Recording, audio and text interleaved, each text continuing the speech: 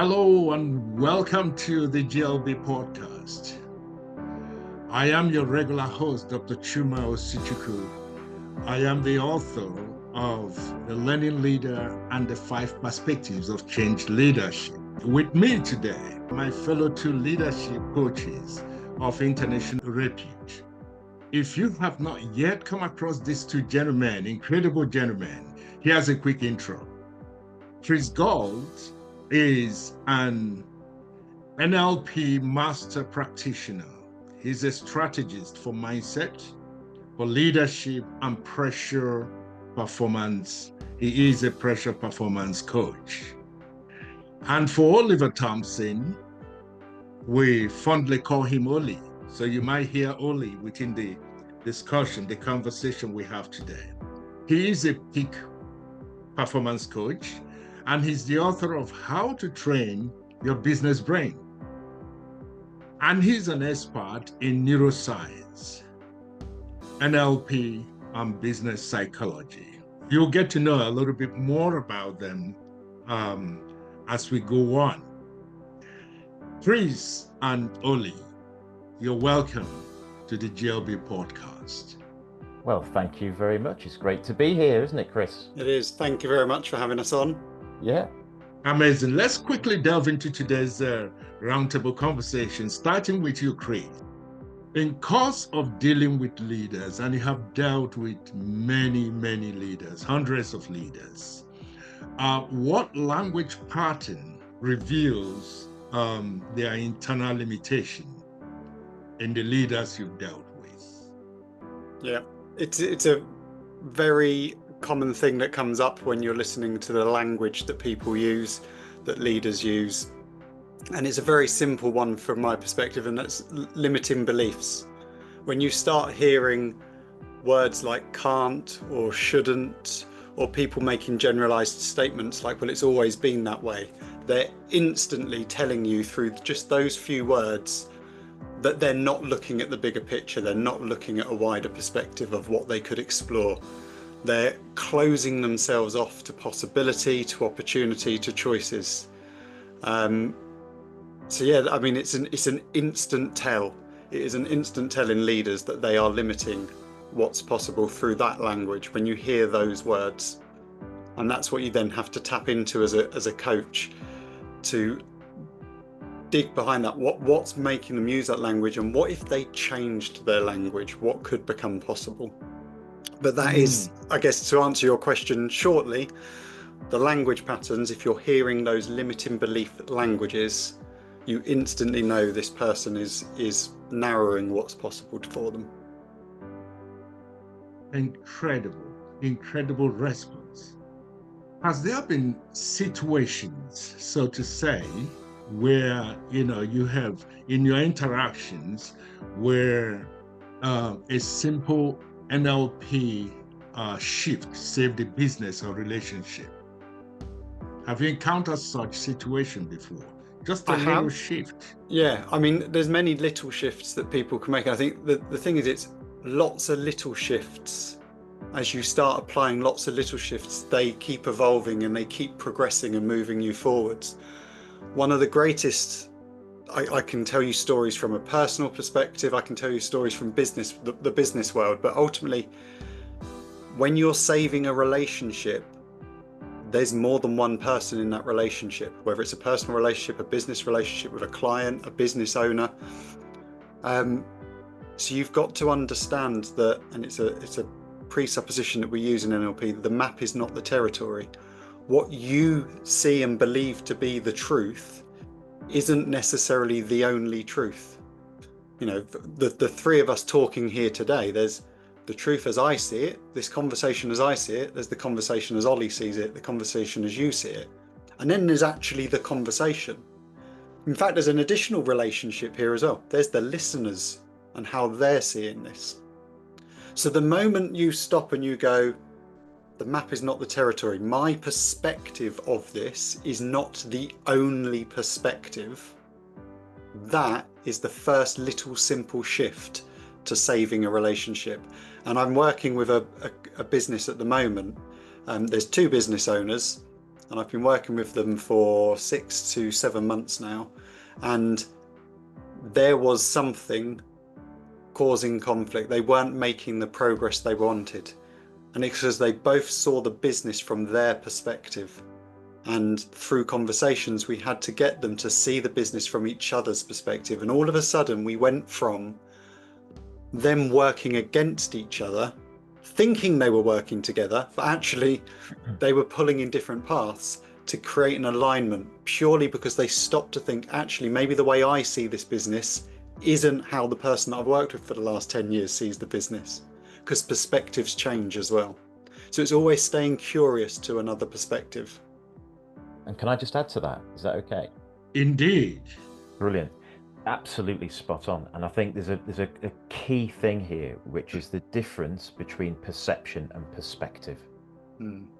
Lots of people, well, actually all of us are perceiving events throughout the day. Even this is a perception, right?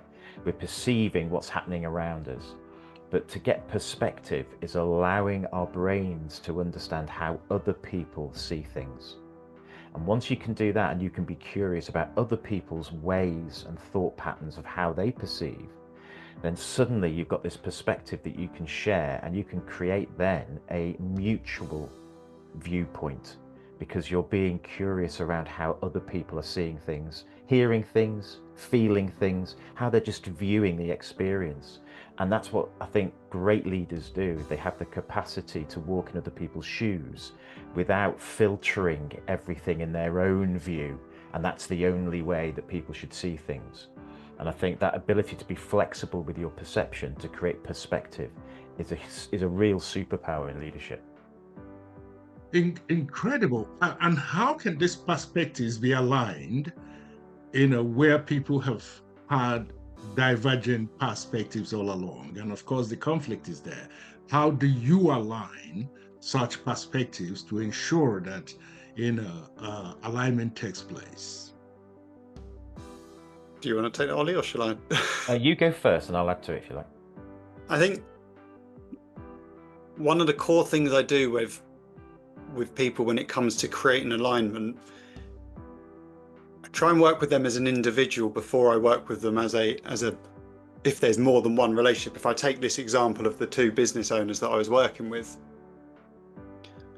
what was their purpose? What was their reason and their why to being in that experience, and whatever the goal is, the outcome, the vision they're trying to achieve? And if they can understand what they need from it, I then ask them to understand what someone else needs, and then they've got to look at how they can narrow their gap between it. I use perceptual positioning to get them to see from each other's angle, and then from the fly on the wall, look back and go, well, how do you narrow that gap? So I don't know if that answers the question you were asking there, or if I've completely misunderstood you. But that's what I believe, from what you're asking, a quick answer to that would be. Ollie? Yeah, and in addition to that, I think Chris and I both coach a lot of very interesting business owners and leaders. And what we try and teach them is the ability to be exploratory with how they view something. So it could be that they are losing an existing client that is really important to them. Let's imagine that. And they might turn around to Chris and I, they might say, we're just going to have to let them go because they're not understanding our new way of working. And what we might say to them is, well, actually, just stop that thought for a second. That's kind of like what we call a fixed mindset. If we can just help them to see this from a different perspective and say, actually, maybe that client's giving you a message. Maybe they're saying, we just don't like what's happening at the moment, but we just want to stick with you. So we're telling you what doesn't work. So tell us what we can do with that. And so then actually go in there and say, look, what would this relationship look like if it was working really well for you in the future? And then you transmit that different approach, that different energy towards an outcome that they can relate to, not now, but maybe in 3, 6, 12 months time. And it just changes the perspective in the mind of how people are seeing that communication flow. Because we all know that sometimes clients could be difficult and that people say no to you, but they're giving you clues that something's not working. So why don't you say, well, what would work for you? And then suddenly that's a different conversation. You can get hold of something that you can work with. And that's perceptual positioning. So it's my point of view, their point of view. And then the third perspective, which is our point of view. And then you can move forward and work on that more effectively. This is very enlightening. From the perspective two of you have shared this, I think it's how it comes across is these two or more individuals trying to achieve an alignment. And that is what usually happens. But sometimes there are situations where one or two of the parties are not looking for alignment. They want out. But some of them want the business to carry on. So while some are saying, no, I can't see this going anywhere, you know? Have you encountered such situation? And if you have, how did you deal with it? Without sounding crass in my response, I got them to reach alignment. But by understanding what each party needed from the situation they were in. One needed the business to continue, or wanted the business to continue, and that was because they still had a passion for the business, they believed in its growth. The other wanted what they believed they'd worked hard for, but they no longer had a love for the business and they wanted out. So it came back to, well, I understand what you want the business to continue. I essentially want my share of the money and I don't want to have to do it anymore. Okay, so how do we get that result for both parties? What does that look like? What are the options? Because there's not just going to be one choice. There'll be multiple choices. Choice number one, do nothing. Let's just keep going until we butt heads so much we fall out and it probably falls apart around us anyway, and then neither of us get what we want. Option two, could we explore me buying you out? Option three, someone else buying it. And you create alignment in that way. You've got to understand what it is both parties want and don't see them as conflicting. Look at it. They may appear conflicting initially, but reframe it. How do we make them complementary ways of coming together? How do we reach alignment? How do we reach a solution that provides for all of us? And I have done that. I've supported business owners essentially either buying each other out. I have supported one business where they decide, actually, let's shut the business down, but I will take my money and I will go and put it into a new business and a new project of my own. And the other party, I think they just went and enjoyed a really nice retirement. So there are different ways of doing it, but ultimately it's still about bringing alignment together, even if they're what appears to be what they both need from it is mildly, miles out and conflicting completely. It doesn't have to be if you look for the synergy in the solution. What's actually interesting about what you've just said there, Chris, is I come across this a lot more than you'd think, actually, with business owners. And I've had this recently where I had to do what we call a values elicitation, where they were constantly in conflict. It'd been going on for literally 2 years. And I was brought in to try and figure out what the strategy was moving forward and how we could align them. But you just sit there and listen to them, and their language patterns were just telling you they're on different pages, and that the page should be named their values, because they weren't connecting their values at all, right? So what we had to do is, again, it goes back to this dialogue where you've got to find this synergy and this connection between the pair of them at some level, and that has to be moving forward, looking at the shared vision of the organization. We have to find a way of seeing it in the same way.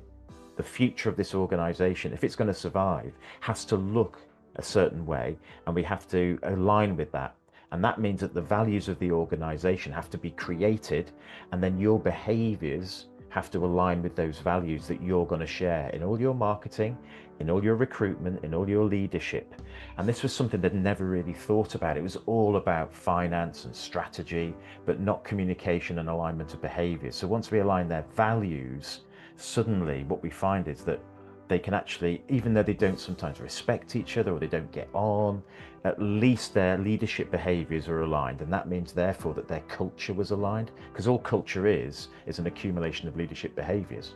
And that's what was happening, was they weren't aligned. So people were leaving left, right and center. So it's misfiring the business. Once you can align the values with the shared vision, you're in a better place.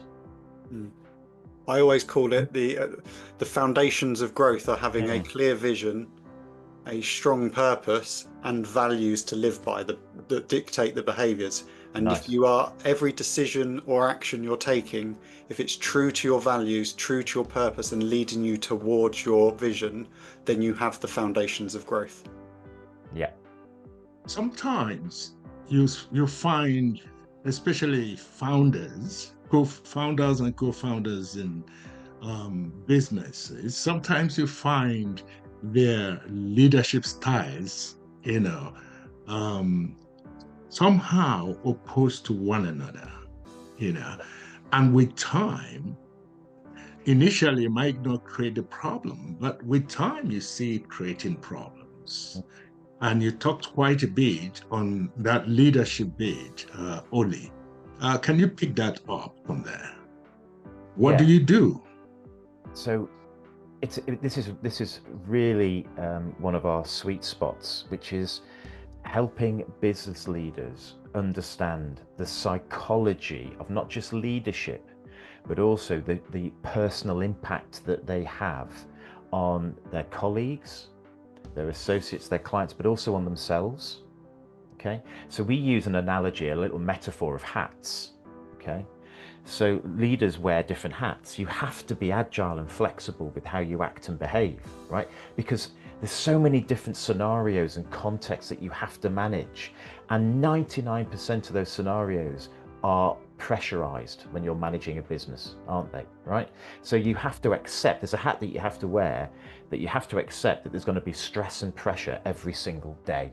And if you're not prepared to wear that hat, which we kind of call the captain's hat, where you're driving performance and you're driving the finances and you're driving the way forward with that shared vision and the purpose that Chris was talking about, then if you're not prepared to wear that hat consistently and do it well, then that's going to be an issue and a challenge for you. It's also going to be an issue and a challenge for everyone else around you that you're managing and leading and working with, because they need to see that character shine through. It doesn't mean you've got to be belligerent. It doesn't mean you've got to be aggressive. It means you've got to be confidently self-assured and capable of being resilient and flexible when the uncertain challenges occur. Okay? But there's also another hat that people sometimes forget, and we call this hat the nurse's hat, which is the nurturing, the collaborative, the empathetic hat that great leaders understand more so now than ever before. In a world of technology, and we know that AI is coming in, we have to also have HI, human intelligence, and that's the ability to relate to people that sometimes we disagree with and not have an argument, but have a debate that's healthy.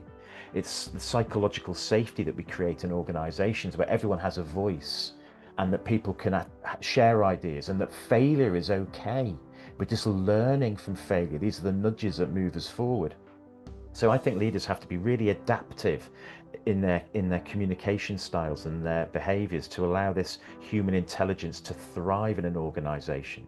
And I think learning those skills to communicate in adaptive ways in different scenarios when under pressure is absolutely critical. What's your perspective, Chris, on this? I 100% agree with it, to be fair. So, I've had the pleasure of actually being trained and coached by Ollie myself, as well as working alongside him and going on to take some of this. You have to have behavioural flexibility as a leader. You have to be able to make a choice of whether your behaviours are helpful or unhelpful in the context you're in. If I go back to the original question you asked about when leaders, earlier on you talked about when leaders and founders, their leadership styles conflict, or they're working against each other. Well, one, they need to be curious about looking inwardly and going, is there anything I can do to change this? So it's that curiosity, but also it's at that moment in time, a lot of leaders I work with will start by going, well, this is a strength of mine, this leadership trait. I don't believe in strengths and weaknesses per se, because they're contextualized. I actually just believe, is your behavior helpful or unhelpful to the context you're in right now? So your strength of a trait of a leader that you believe you have, is it actually helping you achieve the outcome you want right now? Because if it's conflicting with your your co-founder, I'd say that leadership style is not potentially helpful in that situation. Now, conflict can be helpful because you don't want false harmony in a company. You need to be able to challenge ideas, to explore more, but then you need to come back to alignment. Now that we've explored all these different challenges, which choice is going to be helpful and true to our values, purpose and vision, but which one is going to be helpful for us to move forward? That's where we have the hats, as Ollie, really well explained, is you've still got to have that captain's hat. You've still got to demonstrate strong leadership, because people do like to have faith and trust and belief in the leader that's taking them forwards. But can you do it while switching the nurse's hat on and looking after those within your care? Because that's what leadership is. It's looking after those in your care. I was actually working with a fascinating entrepreneur in London, and she was American, and she was a Harvard graduate, and she was the consummate sort of intellectual, hard-working, wonderful individual. She was a great person to spend time with because she was so smart. She looked the part, she acted the part. But what was happening is she was hemorrhaging a lot of really good staff that she'd recruited. And the reason for this, when I took a deep dive into the organization and gave her some feedback, is that in her head, she was interpreting what she was doing as expertise and cascading her knowledge and her wisdom to the team. Actually, in reality, they were feeling controlled. So she was micromanaging them, right? So there was two different perspectives here. But actually, what I said to her is, what you're doing is not wrong or right. But for them, you've hired them because they're really good at what they do. They've got a good track record and they like autonomy, and you're taking autonomy away from them.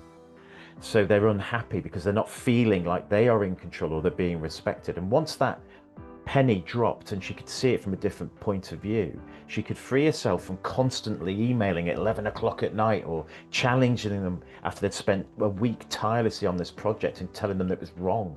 So suddenly this relationship formed in her own head about how she was behaving that could then sort of resurrect these relationships in her business and move it forward, because before then it was just stalling. So micromanaging never works, or does it? Does it, Chris? Does micromanaging as a style, does it work? Does it really produce results at the long run? So putting it another way, how does it impact performance? Yeah, no, I'm glad you one, rephrased the question, and two, at the end said, does it work in the long run? Because micromanagement can work. I'm not gonna make a generalization that micromanagement cannot work. If you focus on the finer details of the individuals and the actions they're doing, you can control them and get results. Will they be long-term? Will people feel satisfied in the work? Will people want to continue working for you? Because that's where I feel it breaks down. If your management style, leadership style is focused on the micromanagement, you are not giving people the ability to have autonomy over their role, to be creative in their role. So I don't believe micromanagement works long time. I believe elements of micromanagement can be effective depending on the situation you're in and as part of a bigger picture. I believe if leaders took an 80% coaching style and a 20% management style, they would see greater long-term results for their business and their staff. They would get retention rates increase. Ultimately, it comes back to, if you've created that clear vision, purpose and values that you and your co-founder, if there is one, live by, and then you pass that on to anyone that comes and works with you, for you, alongside you for whatever space of time. If they believe in those values and can deliver the behaviors of those values, they believe in that purpose and they understand where the vision is, you shouldn't need to micromanage, because they should be able to take their job role and go, okay, is what I'm doing true to the values, the purpose, and leading me towards that vision? And then they should go and execute that. And then you can help them understand maybe a challenge they're facing, not by micromanaging it, but by asking questions and getting them to think for themselves and get them to come up with some ideas. And then maybe you contribute some of your wisdom and experience to it as well. And collaboratively, you come up with an answer.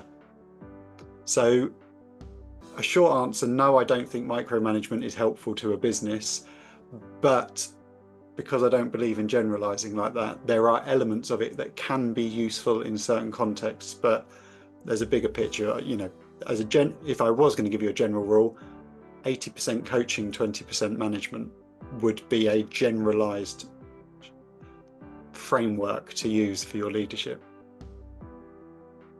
That is an amazing response right there. Looking at it this way, somebody might be listening to this podcast at this moment and saying, oh, okay, I understand I micromanage, but I have my reasons for micromanaging. I want certain results. I want people to do things my way. I want perhaps even an alignment. I want everybody aligned to where I'm going. Now, for such a person, and you have said it, Oli has said it, that it's little shifts at a time, micro shifts at a time.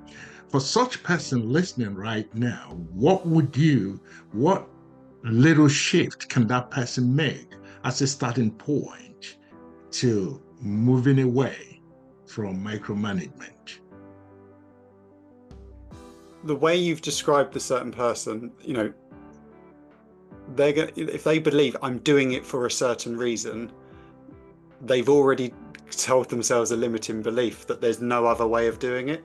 The first thing is, if you're on an aeroplane and the oxygen mask falls down, you put it on yourself first, otherwise you're no good to anyone. So the first little shift you need to make, focus on yourself. And just for a moment, ask yourself, how do you know the way you're doing it is the only way? Yes, you've got certain reasons. Okay, so you want to micromanage because you need to get these results. How do you know there's not another way of doing that? No. And that's my question. I'll just leave that question for them. Indeed. Oli, this is for you specifically. What is one invisible thought pattern you find in underperforming professionals, and how do you rewire that? I would say there's many patterns. The main one, I think, is something they'll kind of say internally, which is, I'll act when I feel ready. You know, I'll do it when it's right, when the time's right. There is no right time. There will always be another day where there'll be an excuse to not do something. Okay, so this is an emotional response to uncertainty. So the key to this is understanding that the brain, the part of the brain, the amygdala, that is the fight or flight response, will always trigger when you're not sure about something, right? Because actually your brain is a prediction machine. Every day is unpredictable. So what you're trying to do every single day is predict that you're going to have a good day, right? So in order to have a good day, you've got to remove stress, you've got to remove problems, you've got to remove pain, right? So you're always predicting what these sort of challenges are going to be, so you can clear the way for you to be at peace and to move forward. Well, as an entrepreneur, as a business owner, as a high performance leader, you have to accept that life is difficult, right? And you've got to roll your sleeves up and do the difficult things, not when the time's right, but you've got to have the skills, the cumulative skills that you are learning as you're walking through and working through your strategy to deal with most things that come your way. And because we have a catastrophic mindset most of the time, we always think of the worst case scenario than the best. We have to predispose ourselves to be outcome orientated, not problem orientated. So we have to focus future paced. We have to visualize what the future looks like. And then we have to decide what the steps are. And then we have to just take one step every single day towards the outcome and not overwhelm ourselves, because the environment doesn't shape who we are. We've got to shape the environment. And again, it's a bit funny, isn't it? It's the contrast between micromanagement and actually just putting things off. Micromanagement is great if you're a brain surgeon and you've got an emergency and you've got a team there and you've got to go, right, do this, or, I don't know, bomb disposal. But this is where this amygdala response, I find micromanagers are amygdala managed rather than prefrontal cortex, which is rational thought. So every day they've got to control everything because they don't want the uncertainty. They've got to move forward and be outcome orientated and act in a way that their future self would act when they're free and wise and disciplined, rather than just responding to everyday moments that they're worried about. That would be my pattern that I notice a lot. Incredible. Chris, what's your perspective on this? It's true. It's progress over perfection is what I always say to people. Ollie made a good point in terms of around time. We've all got the same 24 hours in a day. It's about how you prioritize those 24 hours. I speak to many business owners that go, do you know what, I do need your help, but I'm really busy right now, so I'll come back to you in a month. And my response is usually, okay, that's fine if you want to, but what's your excuse going to be when I speak to you in a month? Because a lot of people will go, you say that to someone who's a potential prospect who might wants to work with you. Yes, because this is the honesty that they're going to get from me. I want to help them get to where they're going to be. So they've at first got to realise there's always going to be an excuse not to do something, but what's the excuse of why you should do it now? What's the reason why you should do it rather than shouldn't? Let's keep making progress rather than going, I'm going to wait for the perfect moment. You'll be waiting a very long time if you wait for the perfect moment. Yeah. Let's make progress towards it every step of the day. This podcast continues in the next part.